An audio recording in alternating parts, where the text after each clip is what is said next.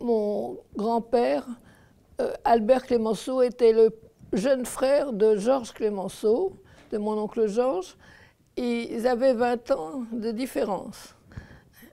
Et oncle Georges est né en 41 et mon grand-père en 61. Ils avaient 20 ans, oui. D'autre part, comme il est venu faire ses études d'avocat à Paris, mon oncle Georges s'en occupait chaque semaine, lui demandait lui faisait venir pour lui demander où il en était de ses études. Il a beaucoup surveillé.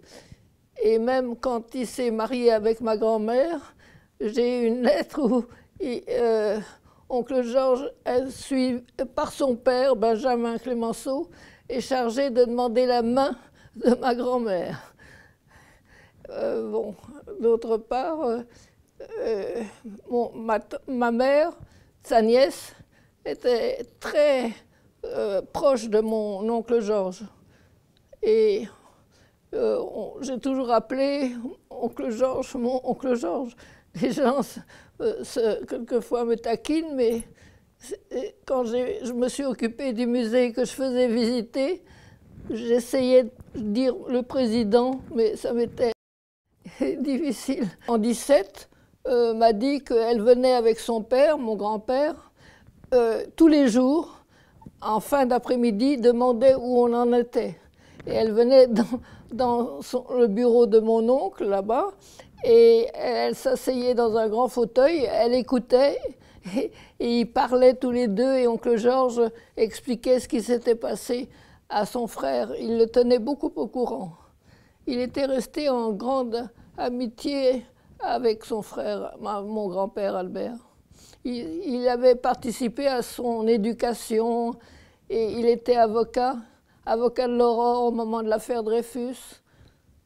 Et il y avait un grand amitié, amour filial avec qui était presque son fils.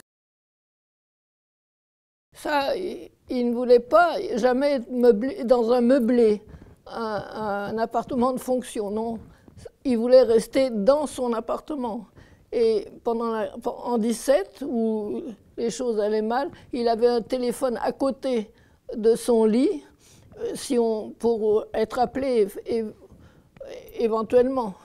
Mais il n'était pas question qu'il aille habiter dans un meublé, même par l'État. Les élèves, quand on fait visiter, trouvent qu'il vivait dans un endroit bien modeste. Mais pour lui, c'était tout à fait... C'était pas tellement le modèle, c'était ce qui lui plaisait. C'est surtout les jeunes qui posent des questions et qui sont étonnés de la modestie de cet appartement. Comme il a fini par gagner la guerre, les enfants pensent que ça aurait dû il aurait dû vivre dans un appartement beaucoup plus luxueux.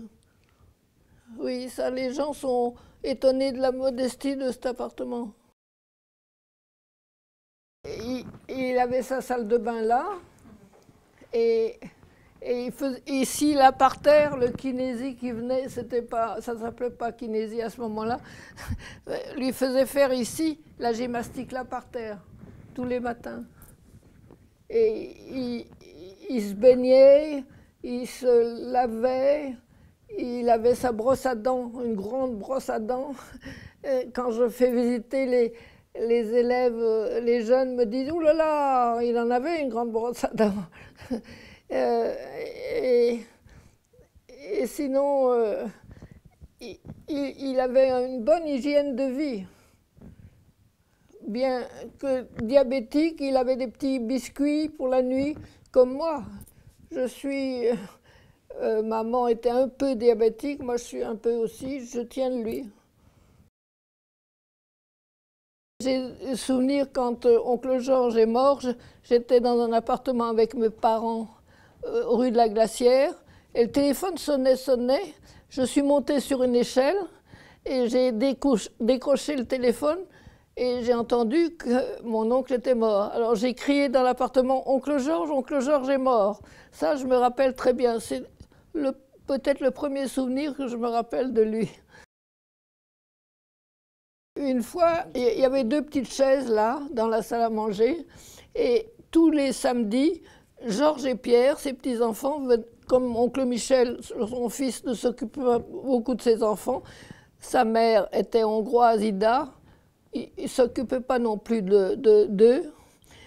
Donc oncle Georges leur disait de venir avec leur cahier de la semaine, les notes, et il s'asseyait sur les 2 chaises qui étaient là, près de la porte.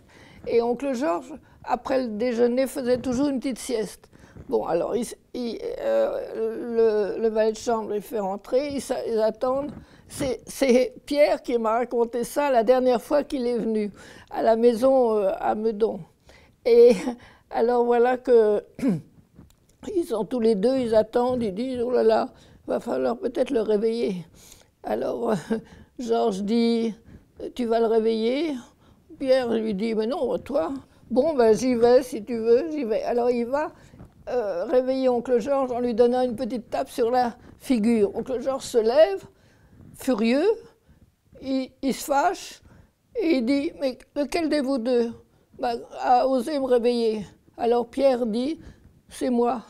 Alors oncle Georges prend une pièce dans sa poche de pantalon, lui donne une pièce et lui dit, c'est pour te féliciter de ton courage.